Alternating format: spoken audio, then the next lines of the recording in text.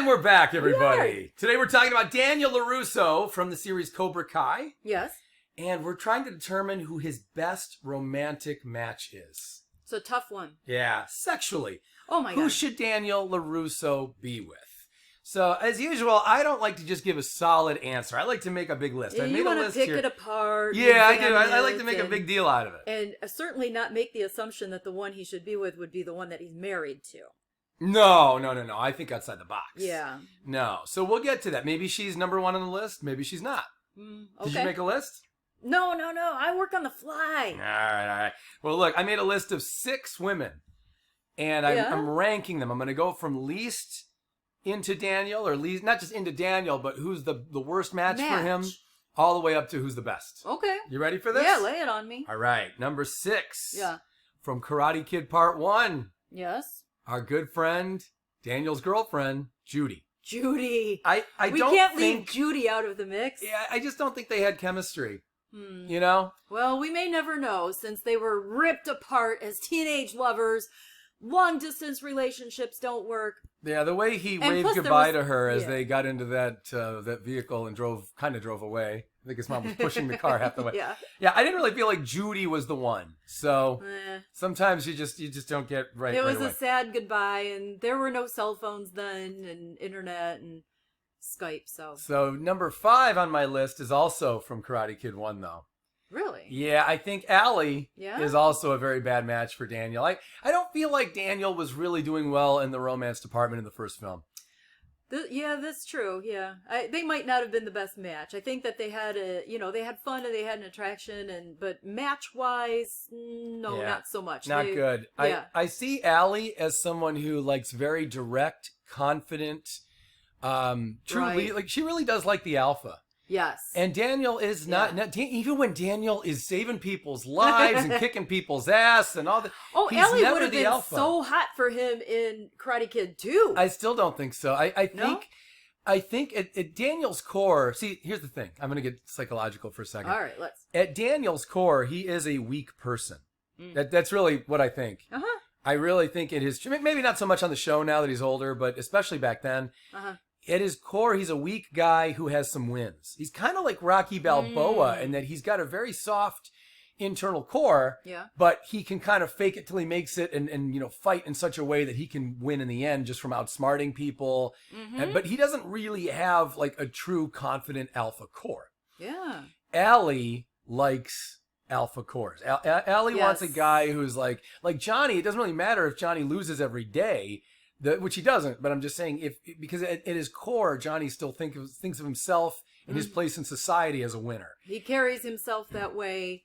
Allie would be attracted to that. Yeah. I got that. I get that. Yeah. Allie's into guys like Johnny. Yeah, I agree. Right? Yeah. If we ever met her husband, he would probably fall into that category, I would No, because now they split up, and that's exactly why. Still. She sat him down and said, I like a guy with more of an internal core. And he said, what do you mean? Can you explain? And she said, do you ever listen to The Troll and The Voice of Reason? Because they explain it perfectly. And be sure to hit the like button when you do. Just like Allie did, guys. Make sure you click the like button, for God's sakes. And subscribe if you haven't already. This is a fun channel. We do a lot of fun shit like this. I mean, I don't know why you didn't subscribe yet. So yeah, I do think Allie is also at the bottom of my list here at number 5. I don't think she and Daniel, really, when you think about them getting older together, Daniel is kind of a bullshitter. He's big into lying.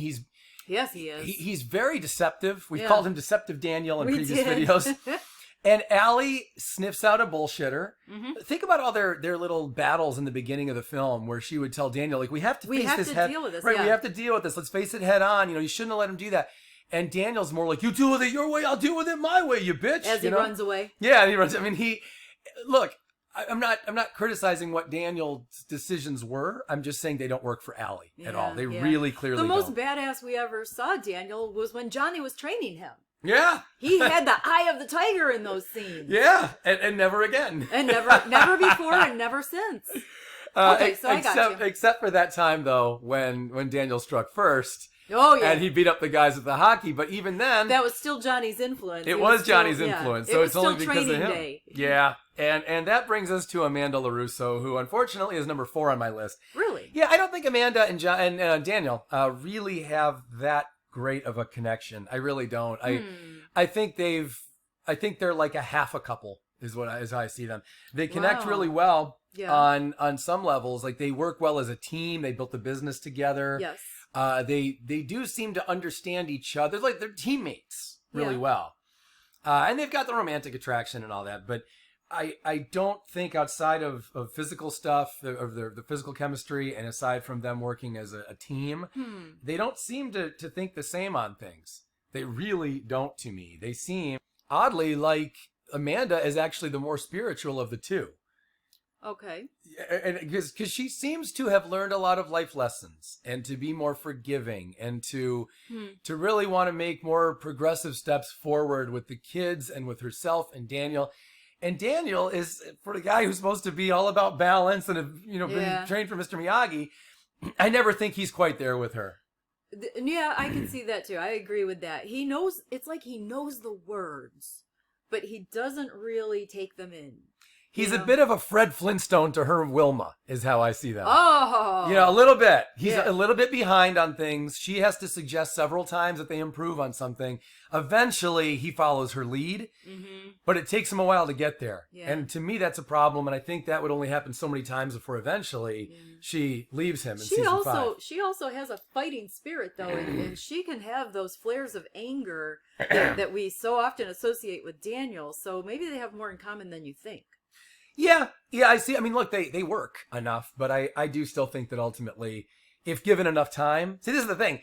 Marriage is like, if life's only going to give you maybe 40 years together, you can squeak by 40 years. But I think if they were to live to be like 130, they wouldn't make it. I think eventually they'd have to divorce. Like, Daniel's got his head in his asshole sometimes. He's really not paying attention to who he's forgetting about. And I think she's a little bit more evolved than him. Well, a lot more evolved than him. She thinks about those things. She thinks every day about balance. Daniel told her that balance was his thing. Yes. Balance is her thing. Yes. She's way more balanced, and she sees the writing on the wall before he does. It's why she knew Anush was going to quit, right? She knew that Cousin Louie was trouble. She always seems to know and be warning Daniel. And Daniel doesn't listen. Not one fucking time has Daniel listened. He hasn't learned yet. She's definitely the smarter of the two in that relationship, and I think eventually... That would cause problems for them if this weren't a TV show that's working hard to keep them together. All right, you ready for number 3 on my list? Yes. Now we're getting into some of the girls I think he could really work out with. Yeah. I don't mean like in the gym with weights. I just mean like things could really connect. Oh, all right. Jessica from Karate Kid Part 3 and probably season 5 or 6 of Cobra Kai. We'll see. Yeah. I think Jessica was a good match for him. They're both a little bit libtarded. Oh, geez. Neither one of them really makes a lot of sense. And yet, you notice Daniel didn't even flinch when he met her and he started seeing her crazy. He's like, oh, yeah, I'm right on board. Like, he just rolled with it. Yeah, it never even occurred to him that this girl was kind of batshit nuts with cutting off the guy's head and the photo and keeping it right there at her workplace for customers. It never occurred to her to cut ties with him when she's being physically assaulted by men on their dates. Yeah. Most women would have run. Those two had a nice thing. I always saw them as they're both very illogical. They're both very in the moment. They don't really think about what's coming out of their mouths or even what they're doing. and that somehow that's okay because they seem to have a very nurturing quality with each other in that film. Right? Yeah. Well, yeah, my take on Daniel and Jessica as a match was always that they had such a good friendship.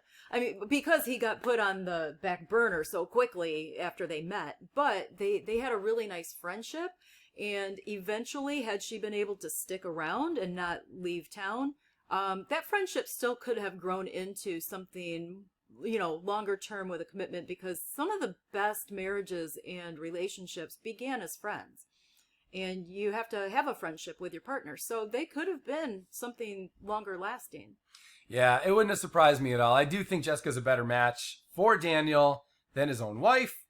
An even better match, though. You ready for my number 2? Yeah. Ready for my number 2? Yep. Carmen. What? Are you kidding Diaz. me? No, I think Carmen Diaz. Yep. Stop. Carmen Diaz is a great match for Daniel. She is. Okay, explain this to me. She is also level-headed enough to calm Daniel down when he's out of control and to call him out on his bullshit. So she's a lot like Amanda in that way. True, yeah. But she is also, how do I say this nicely? She is sympathetic to asinine decision-making. just like we see here with Johnny, she's like, okay, he did something stupid again. That's okay. She's very bulletproof. Look, she's like, listen, she was with a fucking criminal.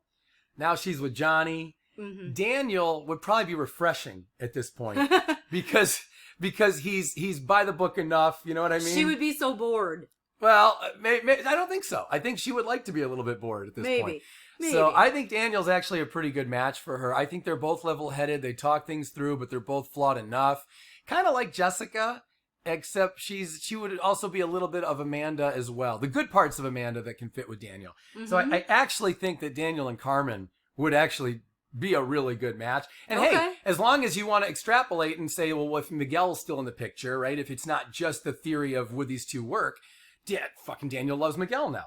And he would have the same connection to Carmen, in the way that Johnny does, and through loving Miguel as well. So if that counts, I think that helps. Yeah, but we don't want Miguel and Sam to be step siblings. So well, again, we're going too far now because we don't know if all that exists. We're not saying in this universe. We're just saying these two people. All right. So all right, you want my number one, or should I just bail on all this? No, give me the number one. Well, who do you think number one is now? Because we're pretty much out of women. Of course, Kumiko with an O is Daniel's soulmate. All right, That's who Daniel's supposed to be with. I think that's obvious. Yeah. If you haven't already, check out the deleted scene on... You love this deleted scene. There's a deleted scene where they have sex in season 3. Oh, stop. That is not the deleted scene. Well, it was oral. It was oral sex, but it's still very similar. It's all in your mind. So there's a deleted scene where they dance, and it becomes very there's some tension, I think. Yes. And they both realize that they're really falling for each other all over again. Yeah. So that was deleted. So I guess we don't know if it's canon or not. You never know with deleted scenes. Are they canon? Are they not? They can canon? always bring them back in. Yeah. So you never know. I do think, by the way, that is the plan on the show. In case Courtney Henglig, however you say her last name, if she ever leaves the show and the show keeps going, I think then they want to have those flashbacks so they can Maybe. put Daniel and Kumiko together and show you how it came about. I mean, Chosen has come to the States, so yeah, Kumiko why not bring could. Kumiko as well? It would be beautiful. In fact, we can do a whole video on that. So let's save that. But I think by far Kumiko is Daniel's best match. Mm-hmm. She is she's way more spiritual than him. Like I said that Amanda was ahead of him. She is way more. Yeah. So you might say, well, why the hell is she number one here? Daniel, in so many ways, just drops the ball left and right with her. But not many men, in Kumiko's words, not too many men will fight to the death for me. Yep. And again, Daniel just killed it out there in Okinawa when he met her. He romanced her throughout the summer. Yep. He saved her life against Chosen. Yep. Then he spared Chosen, which I think was a weakness, but she thought was really hot.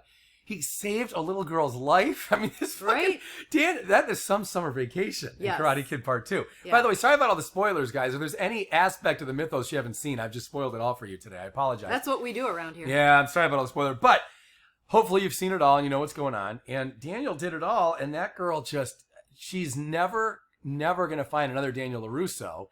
And at this point in her life, I mean, she hasn't married, so... It's all his fault. She's never married or paired up with anybody. Yeah, no one can hold a candle to all that. So I think at the end of the day, she's probably in realization mode that, like, look, I guess the guy I need to be with is Daniel. And they reconnected very quickly and readily. And also, the thing that season 3 showed us that I don't think was obvious to hardcore fans like us is that her connection to her aunt was just as strong as Daniel's to Mr. Miyagi. Yeah. Right? Yeah. I never really knew that from Karate Kid 2. In fact, I don't think that was in Karate Kid 2. But her aunt and her were so close that, and now, when she and Daniel are reading through their old letters and everything, which, by the way, was really creepy, reading through their old love letters and shit. That wasn't cool, guys. But again, that makes my case for how they belong together, because they both were crazy enough to sit there and read their love letters from Mr. Miyagi. Voyeuristic. They're reading these letters and not thinking anything of it. I know. Yeah, invading privacy. Crazy. So I think she and Aunt Yukie were very. I think they parallel Daniel and Miyagi, and therefore there's a bond there as well. And let's face it, Okinawa is the biggest part of Daniel at this point. I think he's so connected to Okinawa. So I think those two actually should be together. But anyway, well, I never thought of the troll as a matchmaker, did you? Right? No, I did not. But here there I you am. go. Here I am. What do you think? Am I right or am I wrong about this? No, I think you're right. I think this is an astute assessment, Sir Troll. You agree that Daniel belongs with Kumiko? with an O? I think she's the best match, yeah. Guys, let us know in the comments what you think. Like and subscribe. We'll see you tomorrow.